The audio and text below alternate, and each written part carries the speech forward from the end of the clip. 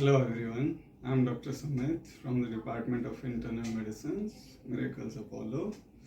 So today we are going to talk about migraine. जैसा कि हम सब लोग जानते हैं कि हेडेक एक बहुत आम बीमारी है। अब हेडेक में सबसे कॉमन जो होता है एक टेंशन टाइप हेडेक होता है। इससे अगला वाला जो कॉमन होता है that is migraine. So what exactly this migraine is?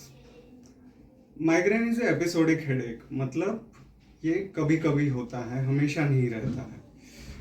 किसी व्यक्ति को माइग्रेन बोलने के लिए हमें एटलीस्ट उसको ऐसे 5 अटैक आने चाहिए।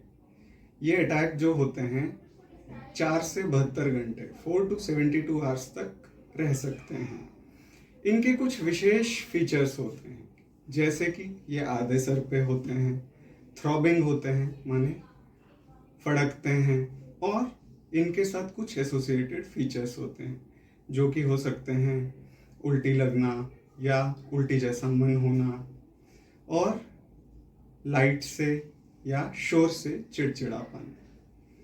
अब ये माइग्रेन कितने प्रकार का होता है? आम भाषा में माइग्रेन ब्रॉडली 2 कैटेगरीज में डिवाइड किया जाता है, माइग्रेन विद ऑरा और विदाउट ऑरा। अब ये ऑरा क्या होता है? ऑरा का मतलब ये होता है कि एक्चुअल सर दर्द से पहले कुछ सिम्टम्स आएंगे, जैसे कि किसी को देखने में दिक्कत होगी, किसी की टनल विजन हो जाएगी, किसी को चमकीली लाइटें दिखेगी, और फिर थोड़े टाइम बाद ये माइग्रेन वाला हेडेक, जिसके हमने विशेष फीचर्स पहले डिस्कस करें, शुरू हो गया। अब ये माइग्रेन डायग्नोज कैसे होता है? माइग्रेन किसी को लेबल करने के लिए हमें कोई विशेष टेस्ट नहीं चाहिए होते हैं।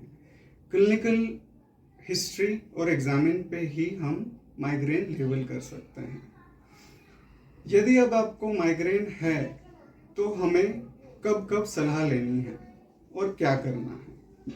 माइग्रेन अब 2 तरह का होता है। एक तो जब हेडेक हुआ उसको कहते हैं एक्यूट अटैक, और उसके बाद माइग्रेन जो है दूसरी तरह का ये होता है कि जो हमें प्रोफिलैक्सिस देना है, क्योंकि इन दोनों का जो मैनेजमेंट होता है डिफरेंट होता है।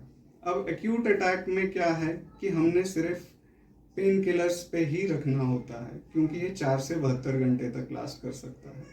और जो माइग्रेन प्रोफिलैक्सिस है उनमें डिफरेंट तरह की दवाइयाँ होती हैं।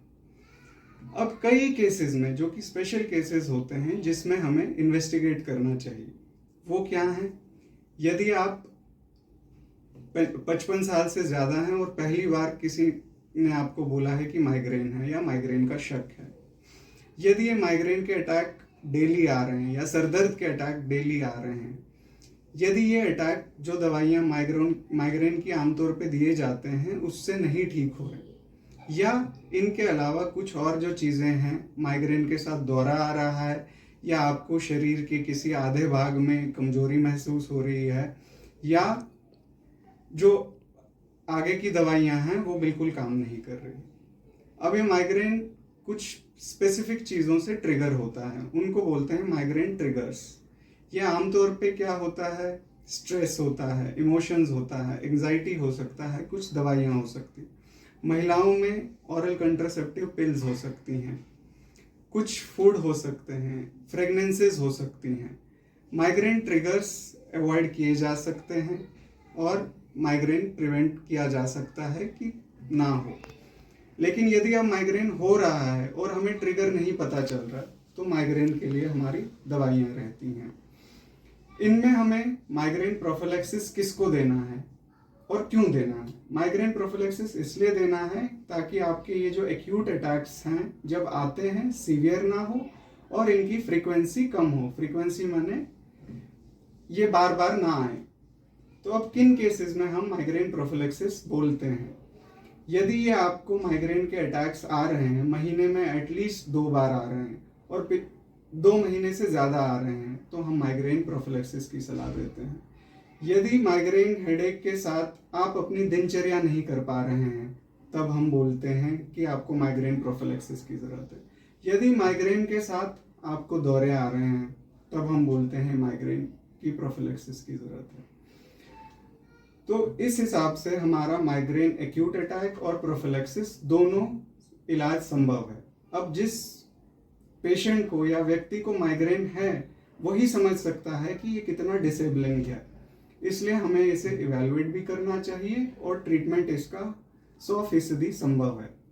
यदि आप इन सब सिम्टम्स से जो हमने डिस्कस कर रहे हैं आपको लग रहा है कि मुझे माइग्रेन हो सकता है, तो आप निश्चित रूप से अपने डॉक्टर से संपर्क करें, क्योंकि इसका इलाज संभव है। धन्यवाद।